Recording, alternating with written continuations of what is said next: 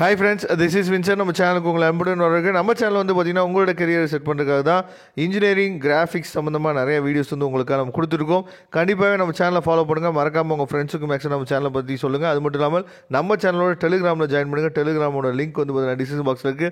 ஏன்னா வாட்ஸ்அப் குரூப்பில் வந்து பார்த்தீங்கன்னா உடனே ஃபில் ஆகிறனால நம்ம என்ன வச்சு பார்த்தீங்கன்னா குரூப் வந்து ஃபுல்லாகிறனால நம்ம டெலிகிராம் சேனல் ஆரம்பிச்சிருக்கோம். அதோட லிங்க் வந்து டிஸ்கிரிப்ஷன் பாக்ஸ் இருக்குது. அதில் நீங்கள் ஜாயின் பண்ணுங்கள். ஓகே ஃப்ரெண்ட்ஸ், அதாவது இந்த இன்ஜினியரிங் கிராஃபிக்ஸில் வந்து பார்த்தீங்கன்னா ரொம்ப முக்கியமானது என்னென்னா, அதாவது எக்ஸாமினேஷன் நம்ம எப்படி எழுத போகிறோம், அதே மாதிரி எவ்வளோ மார்க் இருக்குது அப்படிங்கிற நல்லாவே தெரியும். அதே மாதிரி நிறைய பேர் கேட்குறது என்னென்னா, சார் இதில் எப்படி சார் கொஞ்சம் மிஸ்டேக்காக இருந்தாலும் அந்த 20 மார்க் அப்படி எங்களுக்கு கிடைக்காம போயிடுமா?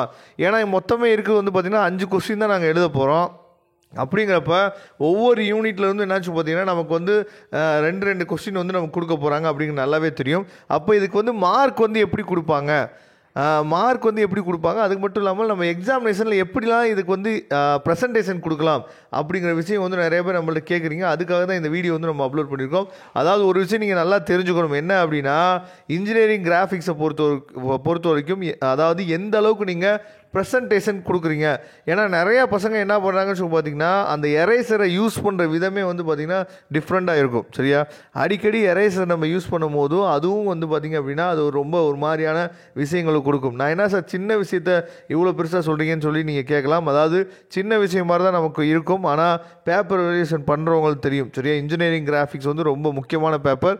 அதே மாதிரி ரொம்ப நீங்கள் ஒரி பண்ணிக்க வேணாம். என்ன ஒரி பண்ணிக்க வேணாம் அப்படின்னா நமக்கு அப்படியே மார்க் போயிருமோ.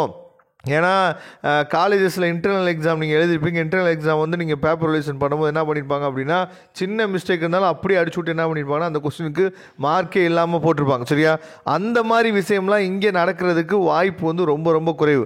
அதனால் நீங்கள் என்ன பண்ண வேணாம்னு சொல்லி பார்த்தா பயப்பட வேணாம். சரியா, இப்போ நீங்கள் பார்த்துருக்க கொஸ்டின் பேப்பர் கூட வந்து பார்த்தீங்க அப்படின்னா அதாவது நமக்கு வந்து 2022 சரியா, அந்த கொஸ்டின் பேப்பர் ரெகுலேஷன் 2021 தான். சரியா, இது வந்து இன்ஜினியரிங் கிராஃபிக்ஸ் வந்து எல்லா டிபார்ட்மெண்ட்டுக்கும் இருக்கிறனால நல்ல ஒரு விஷயம் நீங்கள் புரிஞ்சுக்கணும். அதாவது எல்லா டிபார்ட்மெண்ட்டுக்கும் இருக்கக்கூடிய பேப்பர் வந்து எப்பயுமே வேல்யூவேஷன் வந்து கொஞ்சம் லிபரலாக தான் இருக்கும். அதை நீங்கள் தெளிவாக என்ன பண்ணணும் புரிஞ்சுக்கணும். ஏன்னா மற்ற டிபார்ட்மெண்ட் பசங்க நல்லபடியாக என்னாச்சு பார்த்தா மார்க் எடுக்கணும் அப்படி தான் நிறைய பேர் நினைப்பாங்க. இன்ஜினியரிங் கிராஃபிக்ஸ் பேப்பரும் அதே மாதிரி தான்.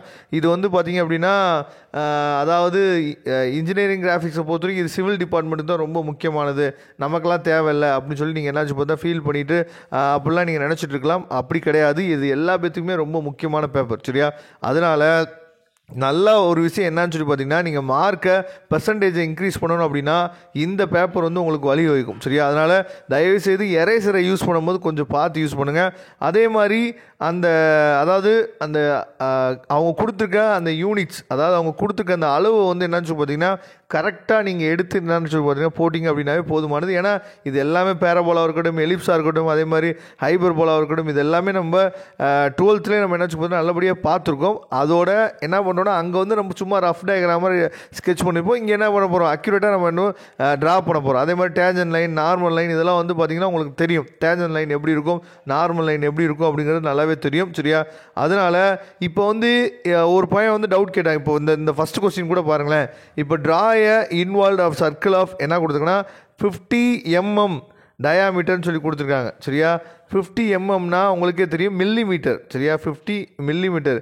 இதை நீங்கள் என்ன நினச்சக்கூடாது அப்படின்னு சொல்லி பார்த்தீங்கன்னா 50 சென்டிமீட்டர் 50 மீட்டர் அப்படின்னு சொல்லி நம்ம நினச்சிட்டோம்னா அங்கே என்ன பண்ண முடியாது, அங்கே போடவே முடியாது. மேக்ஸிமம் வந்து நீங்கள் இது வரைக்கும் நீங்கள் பார்த்த கொஸ்டின் பேப்பர்ஸ் எல்லா இடத்துலையுமே வந்து பார்த்தீங்கன்னா மில்லிமீட்டர்னு சொல்லி தான் கொடுத்துருப்பாங்க. சரியா, மில்லிமீட்டர்னு கொடுத்துருக்க கொஸ்டின்ஸ் வந்து உங்களுக்கு தெரியும் எப்படி நம்ம வந்து எடுக்கிறது அப்படிங்கிறத. அதனால் இந்த பேப்பரை நல்லா நீட் அண்ட் கிளியராக நீங்கள் ப்ரெசென்ட் பண்ணுங்கள். இந்த பேப்பர் தான் உங்களுக்கு பர்சன்டேஜை இன்க்ரீஸ் பண்ணி கொடுக்கும். அதனால் கொஞ்சம் மிஸ்டேக் இருந்தாலும் சரியா 20 மார்க் அப்படியே நமக்கு கிடைக்காம போயிடும் அப்படின்னு சொல்லி நினைக்காதீங்க. இதுலேயும் வந்து பார்த்தீங்கன்னா மார்க்ஸ் வந்து கொடுப்பாங்க. சரியா, எந்த அளவுக்கு நீங்கள் உங்களால் முடிஞ்ச பெஸ்ட்டை நீங்கள் கொடுங்க. மார்க் வந்து அப்படியே அடிச்சு விடலாம் மாட்டாங்க. அதை நீங்கள் தெளிவாக என்ன பண்ணணும் புரிஞ்சுக்கணும். ஓகே ஃப்ரெண்ட்ஸ், நல்லபடியாக நீங்கள் எக்ஸாம் எழுதுங்க. நாளைக்கு எக்ஸாம் எழுதிட்டு ஈஸியாக இருக்கும்னு நான் நினைக்கிறேன். நல்லபடியாக எக்ஸாம் எழுதுங்க.